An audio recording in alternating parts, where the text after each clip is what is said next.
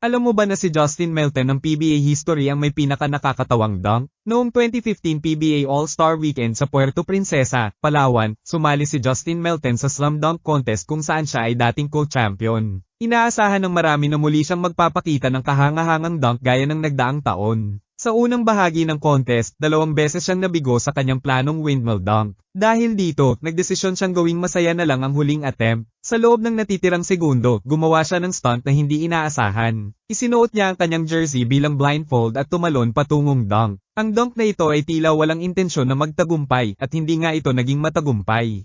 Took them all kinds of time to set this one up, and it was spectacular. It was the set this one up, and it was spectacular.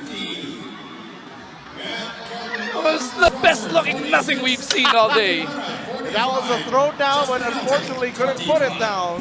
Ang bola ay bumagsak lamang sa harap ng ring habang si Melton ay lumipad sa ere na walang kontrol. Tumawa ang mga manonood at maging ang mga kasama niya sa court dahil sa eksenang iyon. Sa kabila ng kabiguan, natuwa ang lahat sa stunt dahil naipakita nito ang saya ng All-Star event. Nag-viral ang video sa social media ilang oras lamang matapos ang dunk. Maging ang mga international sports websites ay agad itong kinuha. Hindi nagtagal, umabot ang video sa mga kilalang media gaya ng CNN at ESPN. Tinawag ito ng ilan bilang pinaka-nakakatawang dunk attempt sa kasaysayan ng slam dunk contests. Maraming sports fans, mapa-local man o international, ang natuwa sa lakas ng loob ni Melton. Hindi man siya nanalo ng titulo, malinaw na siya ang naging highlight ng gabi. Ipinakita niya na hindi lang puro kompetisyon ng PBA All-Star kundi isang selebrasyon ng kasiyahan. Maging ang ibang PBA players ay nagpahayag ng suporta sa kanyang stunt. Ayon kay Melton, hindi niya intensyon na seryosohin ang final dunk attempt. Gusto lang daw niyang magpatawa dahil bigo na siya sa una niyang mga subok. Kasama niya ang teammate na si Joe Devance na tumulong sa blindfold stunt. Ginaya raw nila ang isang old NBA All-Star dunk idea bilang tribute. Nilinaw rin niya na wala siyang balak insultuhan ng PBA. Sa halip, nais lang niyang i-entertain ng fans na pumunta sa event.